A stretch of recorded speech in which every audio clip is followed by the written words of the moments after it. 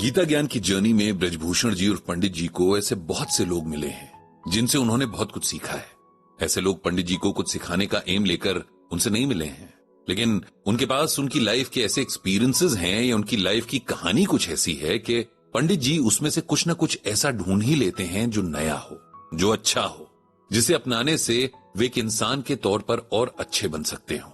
पंडित जी हमेशा अपने सेशंस में एक बात कहते हैं कि हम सब के पास इस दुनिया को थोड़ा और बेहतर बनाने के लिए कुछ न कुछ है, लेकिन हम पहले तो अपनी खूबियों के बारे में जानते नहीं हैं, और अगर जानते भी हैं तो उनका इस्तेमाल सिर्फ अपनी भलाई के लिए करते हैं। अगर सोसाइटी यानी समाज के लिए कुछ करते भी हैं तो उसमें हमारा कोई न कोई स्वार्थ होता है। जिस दिन हम ये जान जाएंगे कि हम सर्वशक्तिमान परमात्मा का अंश हैं और इस यूनिवर्स में हर किसी में उन्हीं का अंश है, तब हम अपने पराये का फर्क किए बिना काम करेंगे और अपनी पूरी कैपेसिटी में करेंगे। अभी हाल ही में एक ऐसे इंसान से पंडित जी मिले जिसने न सिर्फ अपने टैलेंट का इस्तेमाल करके हजारों लोगों की लाइफ बेटर बनाई बल्कि बचाई भी। ये इंसान पेशे से एक सर्जन हैं और बहुत सालों से लोगों को खतरनाक हेल्थ कंडीशंस में बचाते आए हैं। इनका नाम डॉक्टर मुकेश है और ये देश के जाने माने कार्डियोलॉजिस्ट हैं। पंडित जी को हैरानी तब हुई जब एक दिन उन्हें उनके फैमिली डॉक्टर जोशी का कॉल आया। उन्होंने बताया कि शहर के किसी बड़े प्राइवेट हॉस्पिटल में डॉक्टर्स का एक बड़ा सेमिनार होने वाला है, जिसमें ऑलमोस्ट देश के हर स्टेट से डॉक्टर्स आ रहे हैं और इसी सेमिनार में देश भर में मशहूर डॉक्टर मुकेश भी आ रहे हैं। और उन्होंने डॉक्टर जोशी से बात करके पंडित जी से मिलने की इच्छा जताई है। एक्चुअली डॉक्टर जोशी और डॉक्टर मुकेश एक ही मेडिकल कॉलेज के स्टूडेंट रहे हैं और डॉक्टर मुकेश डॉक्टर जोशी से 2 साल सीनियर थे। दोनों एक दूसरे को बहुत अच्छे से जानते थे और लास्ट ईयर जब एक मीटिंग में मिले थे तब डॉक्टर मुकेश ने डॉक्टर जोशी से कहा था कि जब आपके शहर आना होगा तब गीता ज्ञान ब्लॉग लिखने वाले पंडित जी से मिलेंगे। इस पर बेहद खुश होते हुए डॉक्टर जोशी ने उन्हें बताया था कि पंडित जी तो उनके परिवार की तरह हैं। ये बात डॉक्टर जोशी ने पंडित जी को भी बताई थी। सेमिनार के बाद डॉक्टर जोशी और डॉक्टर मुकेश पंडित जी के घर आए थे। डॉक्टर मुकेश को 2 घंटे बाद फ्लाइट के लिए एयरपोर्ट निकलना था, इसीलिए उन्होंने ये टाइम पंडित जी से गीता ज्ञान के बारे में डिस्कशन करते हुए बिताने की इच्छा जाहिर की थी। सरला जी और पंडित जी गीता ज्ञान के लिए डॉक्टर मुकेश के इस डेडिकेशन से हैरान थे।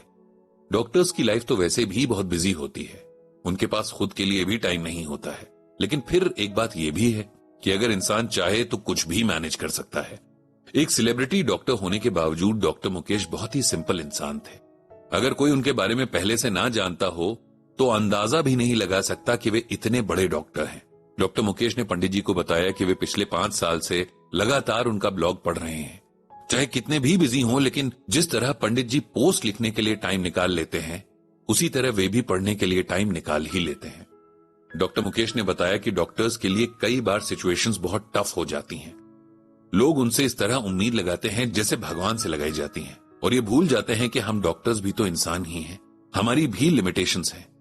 कई बार हम बहुत कोशिश के बाद भी किसी पेशेंट को नहीं बचा पाते हैं और चाहे हम बचने की कितनी भी कोशिश कर रहे हों, लेकिन पेशेंट से अटैचमेंट तो हो ही जाती है। ऐसे में जब किसी पेशेंट के लिए कुछ नहीं कर पाते तो बहुत दुख होता है और बतौर डॉक्टर आप ये दुख एक हद तक ही जाहिर कर सकते हैं। इस तरह धीरे धीरे ये दुख और गिल्ट हमारे मन में जमा होने लगता है और हमें अंदर ही अंदर खाने लगता है। डॉक्टर मुकेश ने कहा कि गीता ज्ञान ने उन्हें ऐसी सिचुएशन से निकलने में बहुत मदद की है। जब से गीता ज्ञान को समझ रहे हैं तब से उन्हें बहुत अच्छे से समझ आ गया है कि जिन बातों के ऊपर अपना कोई कंट्रोल नहीं है उनके लिए मन में गिल्ट पालने या दुख करने से कोई फायदा नहीं है। अपना कंट्रोल अपनी नॉलेज बढ़ाने, सही डिसीजन लेने की कैपेसिटी बढ़ाने पर है, तो वहां फोकस करते हैं ताकि कम से कम पेशेंट्स की जान जाए। लेकिन जीवन और मृत्यु तो उनके कंट्रोल में नहीं है, इसीलिए उनकी टेंशन लेने से भी कुछ बदल नहीं पाएंगे। पंडित जी को उनकी बात बहुत सही लगी। हम इंसान अपनी पूरी लाइफ में उन बातों के पीछे परेशान रहते हैं जिन पर हमारा कोई कंट्रोल ही नहीं है और उन बातों पर हमारा फोकस कम रहता है जिन्हें हम बदल सकते हैं, बेटर कर सकते हैं। डॉक्टर मुकेश ने पंडित जी को बताया कि अभी 2 दिन पहले ही एक अजीब केस उनके पास आया। उनके एक बहुत पुराने पेशेंट हैं भार्गव जी, लगभग 80 साल के होंगे। उन्हें हार्ट रिलेटेड काफी सारे इश्यूज हैं और 2 साल पहले उन्हें पेसमेकर लगाया गया था। तब से उनकी हालत बिगड़ ही रही थी। 2 दिन पहले उन्हें इमरजेंसी में लाया गया था। उनकी हालत बहुत खराब थी, उनका पेसमेकर बंद हो गया था और उनके पड़ोसी ने उन्हें उनके घर के लॉन में बेहोश पड़े देखा था। वही उन्हें लेकर अस्पताल आया था। भार्गव जी को बहुत कोशिशों के बाद स्टेबलाइज किया गया था। जब वे होश में आए तो उन्हें रूम में शिफ्ट कर दिया गया। जब रूम में मैं पहुंचा तो मैंने भार्गव जी से पूछा कि क्या हुआ था, जिसका उनके पास कोई जवाब नहीं था। मैंने थोड़ा जोर देकर पूछा कि अगर आप कोऑपरेट नहीं करेंगे तो हम आपको कैसे बचाएंगे? मैं बचना ही नहीं चाहता तो आप क्या कर लेंगे? भार्गव जी ने लगभग चिल्लाते हुए कहा। उनकी केयर कर रही नर्स ने कहा कि जब से इन्हें होश आया है ये बस यहां से भागने की कोशिश कर रहे हैं, इनको संभालना बहुत मुश्किल होता जा रहा है। मैंने नर्स को बाहर जाने को कहा। मैं भार्गव जी को कई सालों से जानता हूं, उनकी पर्सनल लाइफ का भी मुझे थोड़ा बहुत अंदाजा है। उनके बच्चे नहीं हुए और उनकी वाइफ की कुछ साल पहले डेथ हो चुकी है। वे अकेले ही रहते हैं। मैंने भार्गव जी का हाथ अपने हाथ में लेकर उनसे पूछा कि आखिर क्या बात है, वे क्यों इतना परेशान है?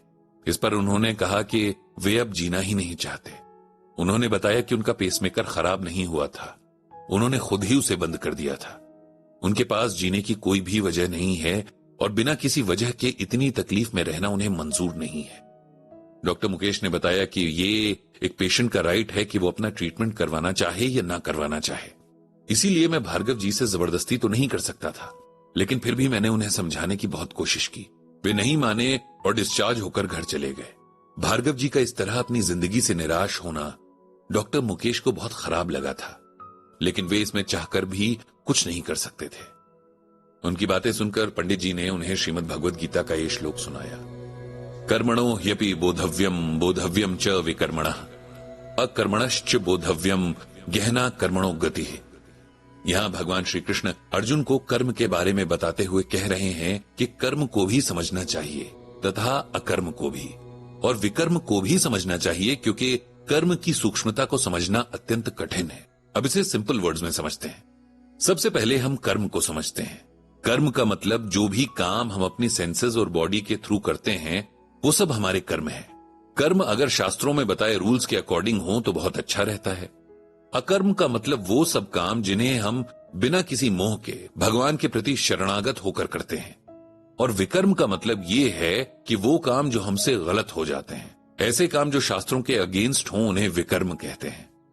अकर्म का कोई फल नहीं मिलता।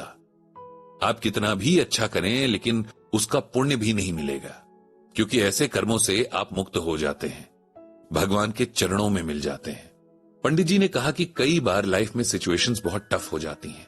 इंसान को लगता है कि अब उसके कंट्रोल में कुछ नहीं है और वो पूरी तरह टूट जाता है। ऐसे में अक्सर लोग गलत डिसीजंस भी ले लेते हैं। अगर ऐसे टाइम में उनके पास कोई हो जो उन्हें संभाल ले, कोई एडवाइस ना भी दे लेकिन बस बात सुन ले, तो इंसान उस मोमेंट से आगे बढ़ सकता है। हमें अपने हर काम भगवान के चरणों में समर्पित करते हुए आगे बढ़ना चाहिए। जो हमारे बस में नहीं उसकी फिक्र नहीं करनी चाहिए। हम सबको कोशिश करनी चाहिए कि हम अपनी फैमिली, फ्रेंड्स और रिलेटिव्स का ख्याल रखें। ध्यान रखें कि कोई अकेला तो नहीं पड़ रहा, किसी को हमारी जरूरत तो नहीं। अगर हर कोई बस इतना कर ले तो बहुत लोगों को बचाया जा सकता है। बहुत मुश्किलों के बाद हमें एक मनुष्य के रूप में जन्म मिलता है और इसी रूप में हम किसी के लिए कुछ कर सकते हैं। इसीलिए जितना हो सके इस शरीर का इस्तेमाल दूसरों की भलाई के लिए करना चाहिए। डॉक्टर मुकेश ने पंडित जी से कहा कि वे वापस जाते ही भार्गव जी से मिलने जाएंगे और कोशिश करेंगे कि उनका अकेलापन बांट सकें।